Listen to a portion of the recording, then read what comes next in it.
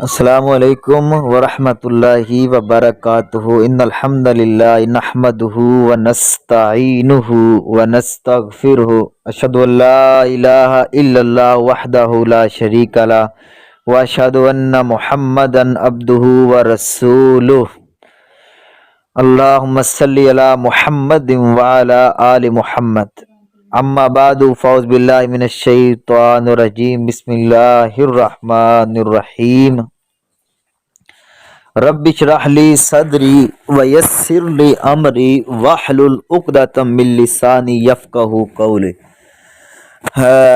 عزیز سامعین حضرات، گروپ کے تمام ممبران خیر و عافیت سے ہوں گے۔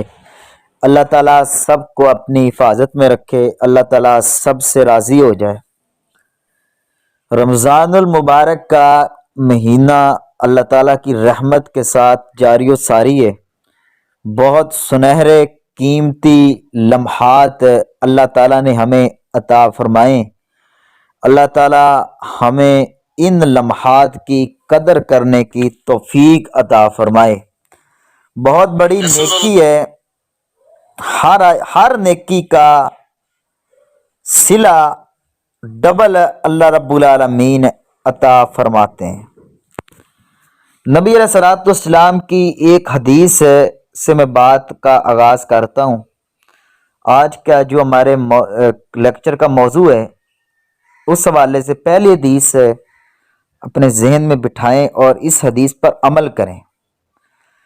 یہ صحیح مسلم کی روایت ہے اور یہ حدیث نمبر 6586 ہے۔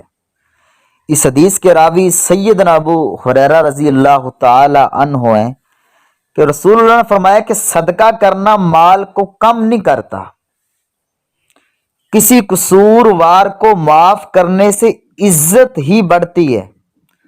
جو شخص اللہ کی رضا کے لیے تواضع اختیار کرتا ہے، اللہ تعالیٰ اس کو رفعت بلندی عطا فرماتے ہیں۔ اس حدیث میں 3 باتیں بیان ہوئی ہیں۔ آج کے ہمارا جو لیکچر کا موضوع ہے وہ پہلی بات ہے کہ صدقہ کرنا مال کو کم نہیں کرتا۔ جو آدمی اللہ تعالیٰ کے رستے میں صدقہ کرتا ہے، اللہ رب العالمین کے رستے میں کوئی نہ کوئی چیز وہ دیتا رہتا ہے، اللہ تعالیٰ اس کا مال کم نہیں کرتا۔ سب سے پہلا جو میں جملہ آپ کو آج کے لیکچر میں دینے لگا ہوں، یہ جملہ یاد کر لیں۔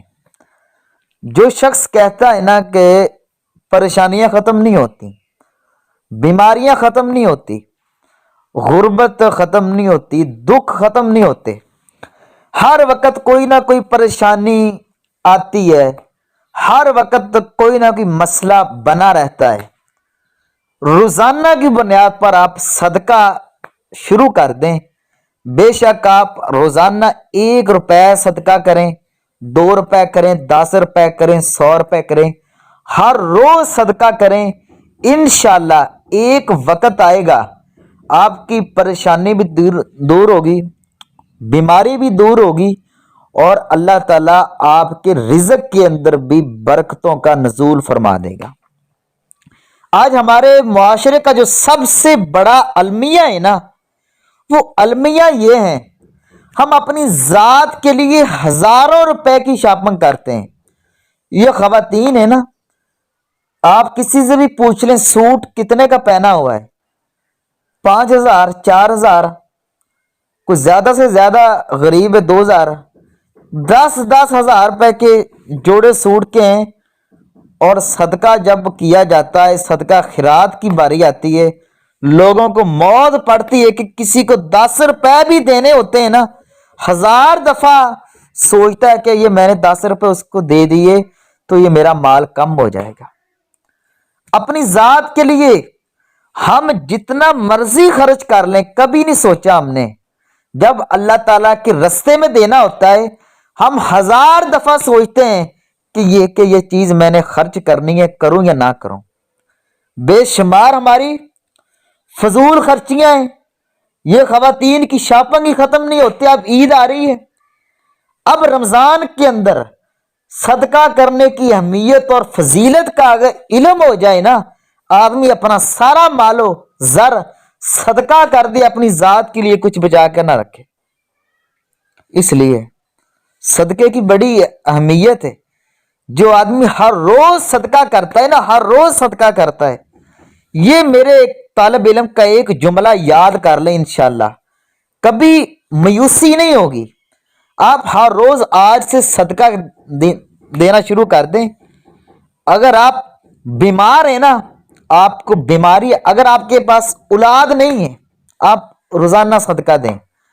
آپ اپنے گھر کے اندر صدقہ باکس رکھیں, روزانہ 10 روپے اس میں ڈالیں. اپنی حلال کمائی میں سے 10 روپے 20 روپے جتنی بھی توفیق دیے روزانہ ڈالیں.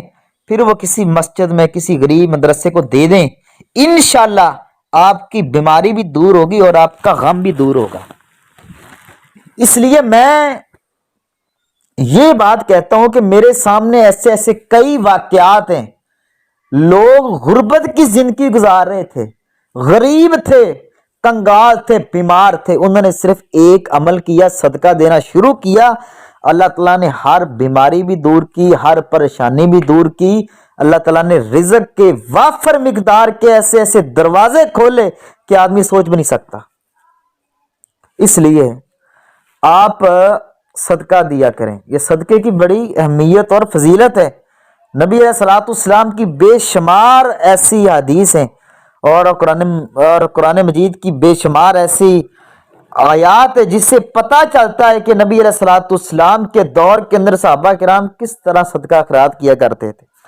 لیکن آج ہمارا معاشرے کے اندر سب سے بڑی غربت کی وجہ یہ ہے اور سب سے بڑی پریشانیوں کی وجہ یہ ہے, گھروں کے اندر لڑائی جھگڑے کی وجہ یہ ہے, ہم صدقہ ہی نہیں کرتے.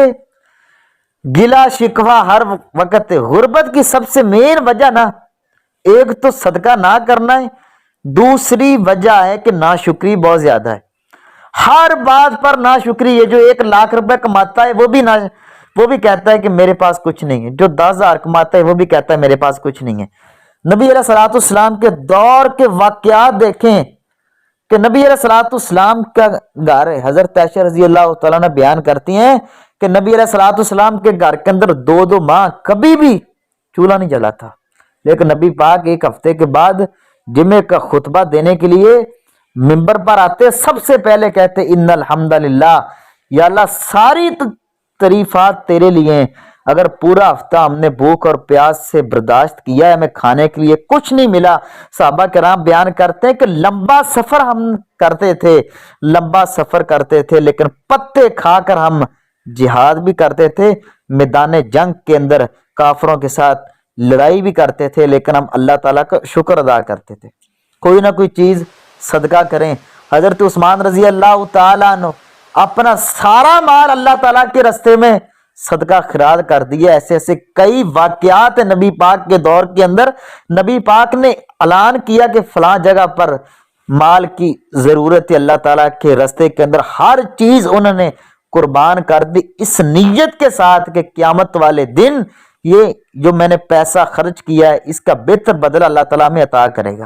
اور نبی علیہ الصلوۃ والسلام کی حدیث ہے کہ قیامت والے دن آدمی حسرت کرے گا جب وہ دیکھے گا نا کہ میں نے فلاں آدمی کو 10 روپے دیے تھے, 20 روپے دیے تھے اللہ تعالیٰ کے راستے میں, جو وہ صدقہ کیا ہوگا قیامت والے دن وہ اس کے لیے سایہ بنے گا, اس کے لیے وہ جنت کے جانے کا راستہ بنے گا. پھر انسان حسرت کرے گا کاش میں اپنا سارا مال اللہ تعالیٰ کے راستے میں خرچ کر دیتا. اس لیے یہ رمضان آ رہا ہے, رمضان المبارک کے چند دن ہی ابھی گزرے, پریشانیاں اگر چاہتے ہیں کہ دور ہو جائیں, الجھنیں دور ہو جائیں, بیماریاں دور ہو جائیں, روز صدقہ کریں, بے شک 1 روپے کریں. اس کا طریقہ کار یہ کہ گھر کے اندر ایک صدقہ باکس رکھیں, اس کے اندر 10 روپے ڈالیں, 20 روپے ڈالیں, جتنی اللہ پاک نے توفیق دی ہے. 1 مہینے بعد 2 مہینے بعد وہ کسی غریب کو دیں, کسی مدرسے میں دے دیں. انشاءاللہ آپ کا صدقہ اللہ رب العالمین کبھی ضائع نہیں کرتا. آخری بات جو آج کے ہمارے ٹاپک کا اصل موضوع ہے کہ صدقہ کس کو دیں. نبی علیہ الصلوۃ والسلام نے فرمایا ہے جو آپ کا بھائی غریب ہے, عزیز رشتہ دار ہے, آپ کی بیوی پر صدقہ لگ سکتا ہے.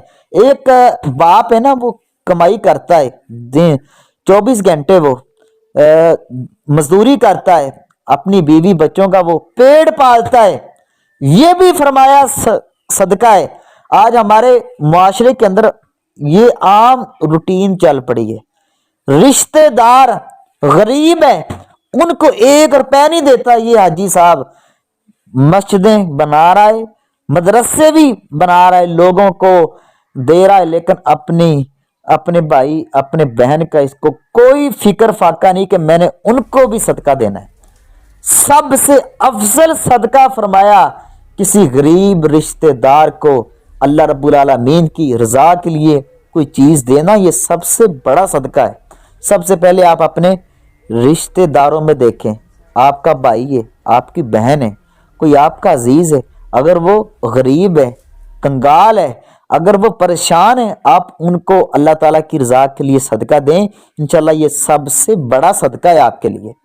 और सदका आप जो पैसा अल्लाह ताला के रास्ते में खर्च कर रहे हैं, इंशाल्लाह एक वक्त ऐसा आएगा कि ये सदका आपके लिए जन्नत में जाने का सबब बन जाएगा। आज हम कहते हैं ना कि सदका देने से माल कम होता है, लेकिन नबी पाक ने फरमाया ये ऐसा सौदा है, ऐसा सौदा है, क़यामत वाले दिन इंसान हसरत करेगा जब देखेगा कि ये जो मैंने सदका किया था, अल्लाह ताला ने इसके ज़रिए मुझे अर्श का साया भी दे दिया है और मेरी सारी क़यामत वाले दिन की परेशानियां भी अल्लाह ताला ने ख़त्म कर दी हैं। इसलिए रोज़ाना की बुनियाद पर आप सदका खैरात करें। अगर आपके पास कोई आता है ना, हाथ फैलाता है, अगर वो ज़रूरतमंद है आप उसको दे दें, लेकिन सदका देना कहाँ पर है आप पहले देख लें।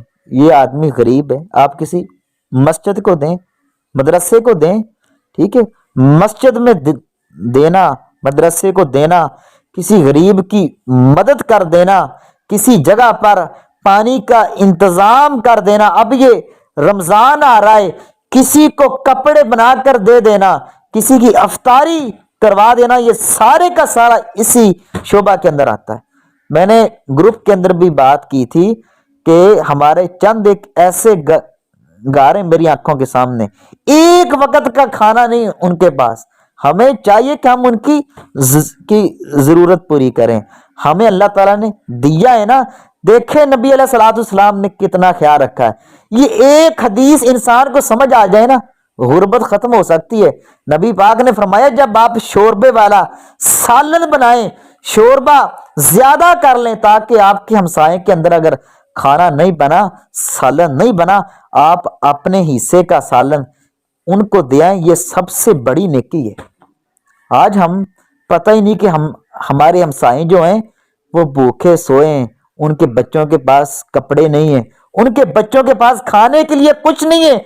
ये हाजी साहब हज कर रहा है, उम्रा कर रहा है, बड़ी बड़ी इन्होंने बिल्डिंगें बना दी हैं, लेकिन इसको ये पता नहीं कि सबसे बड़ा सदका ये रिश्तेदारों को देना, किसी बहन की मदद कर देना, किसी अजीज की मदद कर देना, ये सबसे बड़ा सदका है।